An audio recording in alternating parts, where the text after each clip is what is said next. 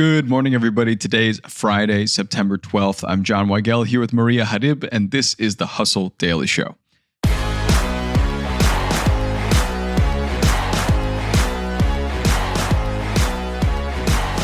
Microsoft just purchased AI technology from Anthropic.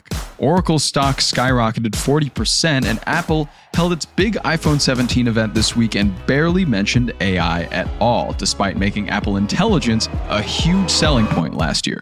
So what's going on in the AI world? We're going to break it down. We'll get to all that and the biggest headlines in business and tech right after this. Okay, we're starting off this Friday with an interesting story over here. A billionaire took the maiden flight of a first-of-its-kind aircraft, and everything went fine, actually. Aptly named Italian startup Jetson delivered its first single-passenger electric aircraft to billionaire Palmer Luckey, who immediately took to the sky without incident. The drone-like joystick-operated pod, which can go up to 63 miles an hour but can only travel 11 miles on a charge, has backup engines and safety parachutes. But Luckey, who sold Oculus to Facebook and now leads defense tech at Anduril, didn't need the fallbacks. He said this was easy, basically. Next, let's talk some apps. uRoutine is a productivity tool that asks users to post their goals and have their connections keep them motivated. It's like social media for people that don't want social media. The new network announced a $750,000 raise on the strength of 3,500 early subscribers who can share desired routines and progress on them with an encouraging circle of friends and family before they're urged to dip right back offline. Next, in some holiday news, as Halloween comes creeping in, M&Ms have unveiled an entirely new flavor. The company is adding a honey roasted peanut M&Ms flavor later this month. The parent company Mars has had a lot of success with newer flavors, with the cookies and cream flavor, for example, gaining a following on TikTok last August. And finally here, AI assistant startup Poke emerged from stealth this week with $15 million in seed funding and a differentiated product. Instead of living in its own app, Poke's assistant can help manage your life nestled fully inside iMessage as a rolling text thread.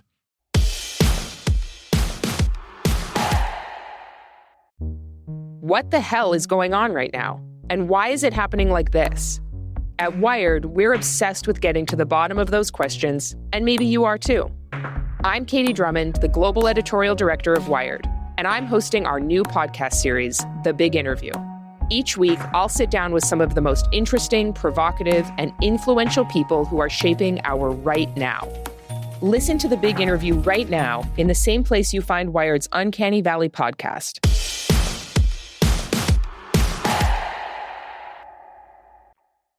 And for more stuff like that, you can subscribe to the show. We'll have more for you on Monday. But getting to our AI update of the week with Maria from Mindstream, let's see what's on the docket.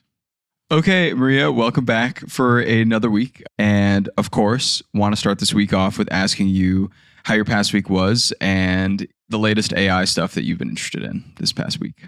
Thank you for having me, John. I'm so happy to be back. So many things have happened last week, honestly. It was just like a week of AI, I guess. Yeah. We don't see that very often. I think we see it like once every few weeks. AI is a bit overwhelming, but something did catch my eye. We did write about this in yesterday's newsletter. Mm-hmm. And it is Ralph Lauren. Pretty sure people know who that is. Oh, yeah. Who just launched Ask Ralph, which is basically your AI-powered fashion bestie.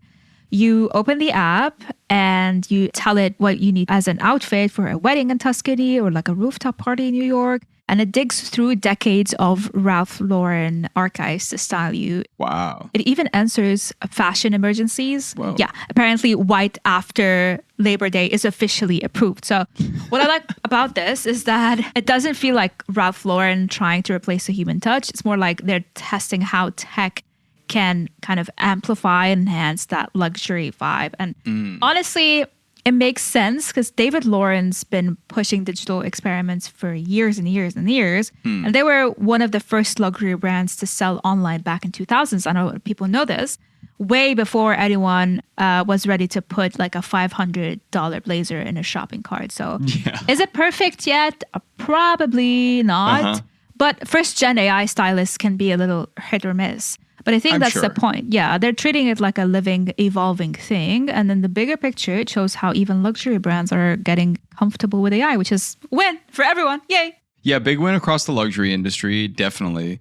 I am interested in this because I think that it's a good idea to kind of do this experiment a little bit for their audience, but also might be a good idea to sell some products because as I can imagine, I don't think you can put anything in there and get non-Ralph Lauren items out, right? It's all within catalogs that they've had before and it's all clothes that they are selling. So good way to push along the business, it seems. Yeah, it is a classic American stuff. Honestly, it's like a dream come true if it's like available in the UK. Matt and I, my manager, he would be so happy to have that. So it's going to be awesome. It'd be really nice. I definitely appreciate this tech, but I would like something more overarching where I can put in like an image of my face and like my entire one shot of my entire body and be like, just dress me, like make me look good. Yeah. And hopefully that's coming sometime soon. Crossing like a full stop of like, okay, here's things, where to buy them. Here's what's fashionable right now. Here's what I think you'd look good in. It's like when people go to Korea to get that color test of like what colors look best for on foundation them. And stuff. It'd be kind of like that. Oh, yeah. I know what you're talking about. Yeah. Yeah, like, oh yeah, like you look great in red, like you look great in blue. So I would like that actually, like a fashion consultant. Actually, side note, since you're talking about it, you can do this on ChatGPT. I can basically teach you how to do that. As I was talking about it, I'm sure you can. I did that for myself. Are the answers good? Like, did they come out all right? Oh yeah, I know what kind of like a warm tone spectrum I'm on and like what kind of like thing I should be wearing every single day in terms of colors. Wow. I could teach you, John. Trust me. You can teach me your ways. I would like to learn We'll do that. if I'm truly a beige man or not, if I can wear the yellows. Yeah, good to know for later.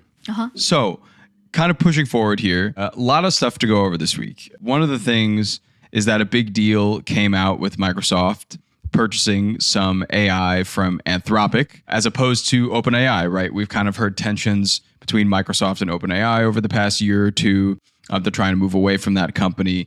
What's your take on Microsoft dipping into the Anthropic well and mixing that with a lot of the OpenAI stuff that they've already built? Honestly, in my opinion, this is a pretty big deal, like a pretty big signal from Microsoft, because for years they basically had, obviously, OpenAI first strategy and $13 billion invested, GPT running through Word, Excel, Outlook, PowerPoint. That works.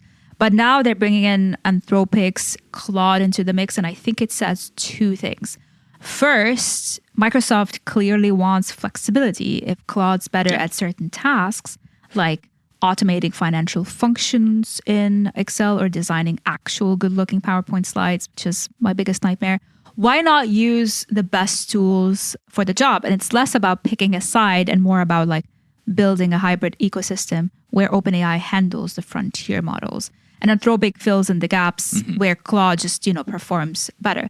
The second thing is that it shows how competitive this space is getting, like very extremely competitive.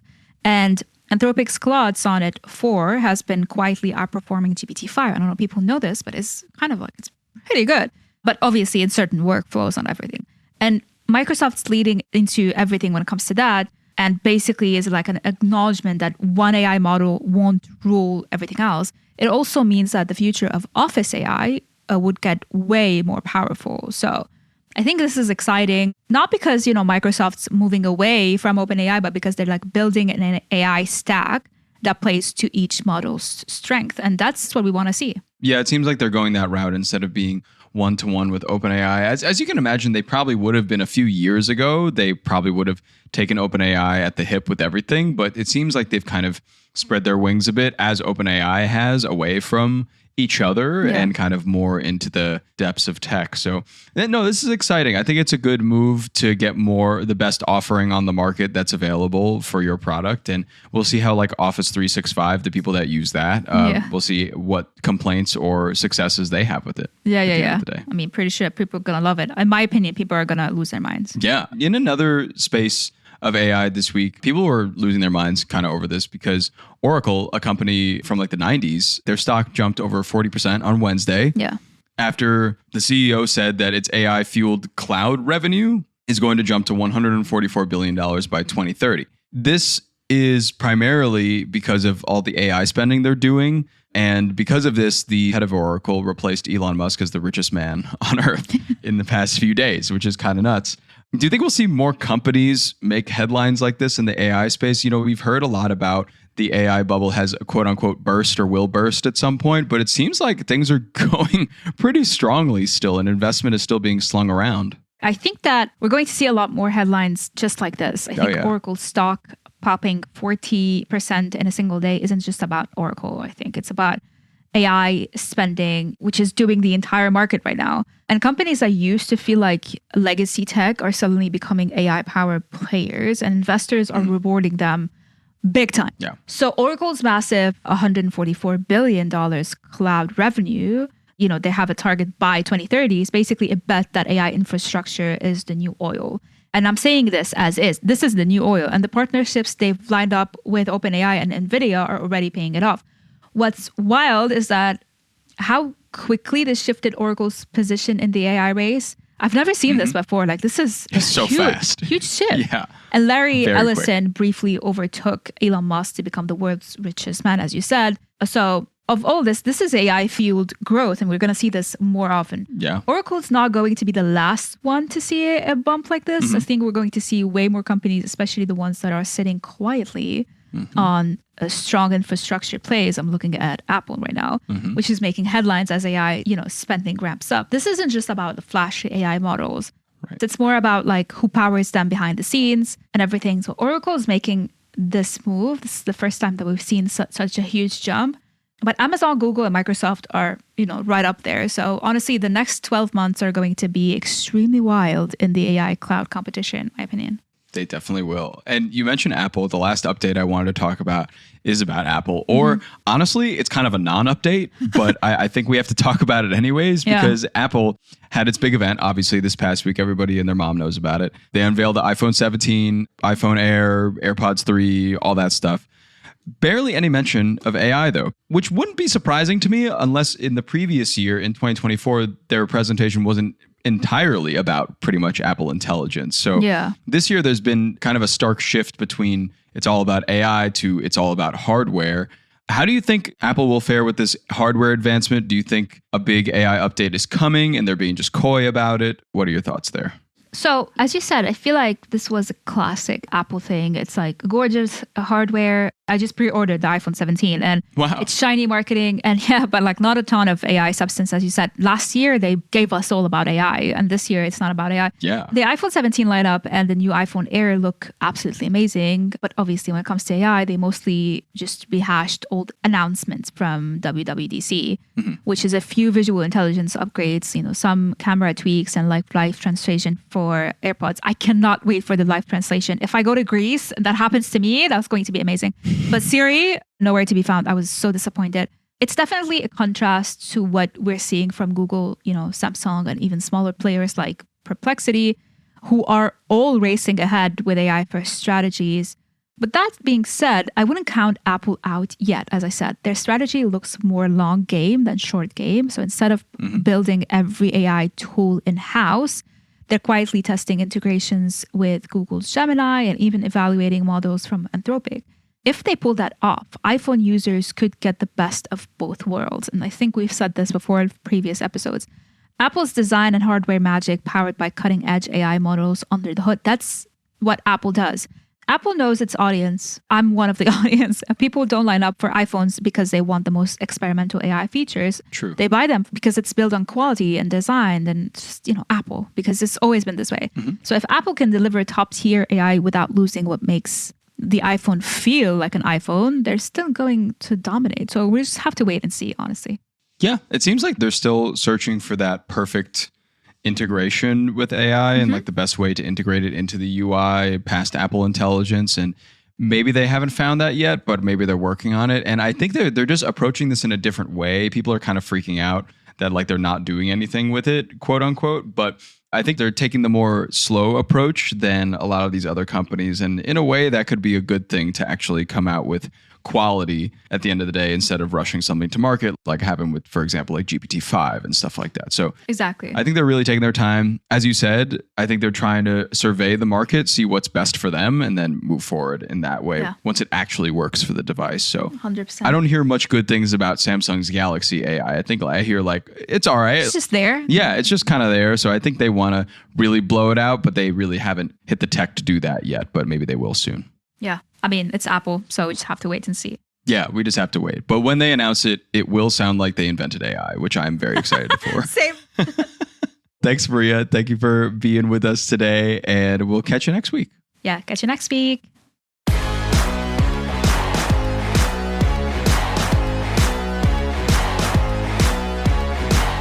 All right, that's going to do it for us today. Thanks for tuning into the Hustle Daily Show. We're a proud part of HubSpot Media. Our editor is Robert Hartwig. Our executive producer is Darren Clark. We've got a lot more tech and business coverage in our newsletter. If you're not subscribed, go sign up at thehustle.co/email and follow us on Instagram at The Hustle Daily. We'll see you later.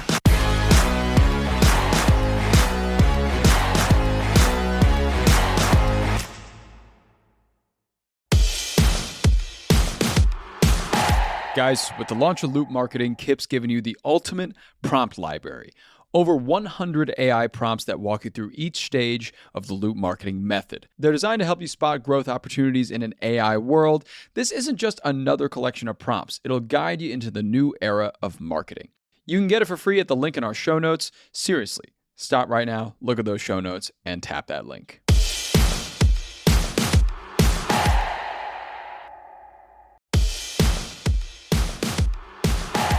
Look, I'm going to be straight with you. Everybody's talking about AI, but most people are just playing around with ChatGPT instead of actually making money from it. That's why we dropped the ultimate crash course to create your own AI side hustle in 7 days. We're talking real frameworks and strategies from the pros like the founder of The Hustle, Sam Parr. It includes mini guides, templates, the whole 9 yards, stuff that takes years to figure out. Condensed into 1 week. Stop what you're doing right now and grab it in the show notes. Your future self will thank you.